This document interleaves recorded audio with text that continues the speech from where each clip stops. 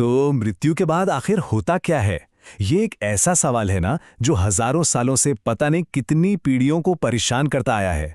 तो चलिए आज कठोपनिषद की गहराइयों में उतरते हैं और देखते हैं कि वहां हमें क्या जवाब मिलता है। कठोपनिषद की शुरुआत ही इसी गहरे सवाल से होती है। सोचिए, एक छोटा सा बच्चा नचिकेता, वो सीधा मृत्यु के देवता यम से यही पूछ बैठता है। और ये कोई मामूली सवाल नहीं है, बल्कि ये उस सफर की शुरुआत है जो हमें हकीकत के, यथार्थ के बेहद करीब ले जाता है। लेकिन उस परम सत्य तक पहुंचने की राह में ना एक बहुत बड़ा रोड़ा है। उपनिषद सबसे पहले हमें उसी चीज के बारे में बताता है जो हमारी आंखों पर पर्दा डाले रखती है, और वो है धन का भ्रम। और जरा सोचिए, ये शब्द किसके हैं? खुद मृत्यु के देवता यम के। वो साफ साफ कह रहे हैं कि भाई जो इंसान बस ये मानता है कि यही दुनिया सब कुछ है, इसके आगे पीछे कुछ नहीं, वो बार बार मेरे चंगुल में फंसता है। असल में यही तो जड़ है सारी समस्या की। इस अंधेपन को उपनिषद में एक खास नाम दिया गया है, वित्त मोह। मतलब धन से पैदा हुआ मोह, या कह लीजिए एक भ्रम। ये एक ऐसी धुंध की तरह है जिसमें इंसान असली मंजिल का रास्ता ही भूल जाता है और बस दुनिया की चमक दमक में ही खोया रहता है। तो सवाल यह है कि अगर ये वित्त मोह एक बंधन है तो इससे आज़ादी कैसे मिलेगी? उपनिषद इसका एक बहुत ही शक्तिशाली और हाँ, शायद थोड़ा कठोर रास्ता भी दिखाता है, और वो रास्ता है मृत्यु। और यहाँ ना एक बहुत ही गहरी बात कही गई है। उपनिषद कहता है कि मृत्यु कोई अंत नहीं है, बल्कि वो वैराग्य का सबसे बड़ा कारण है, एक ट्रिगर है।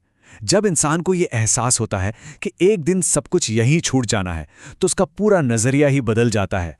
वो उन चीजों पर सवाल उठाने लगता है जिनके पीछे वो अपनी पूरी जिंदगी भागता रहा।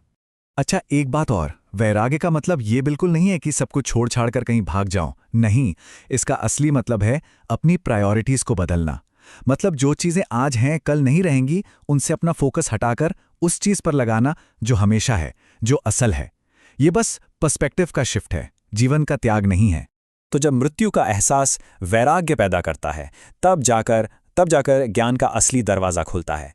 तो चलिए देखते हैं कि ये रास्ता आखिर है कैसा।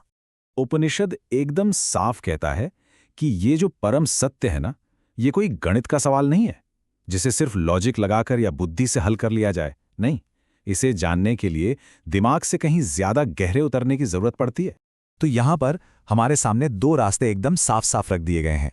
देखिए, एक तरफ है अज्ञानी का रास्ता, जो धन और मोह के जाल में फंसकर बार बार जन्म लेता रहता है, और दूसरी तरफ है ज्ञानी का रास्ता, जो धैर्य और विवेक के साथ चलकर अमरत्व यानी कि अमरता को पा लेता है।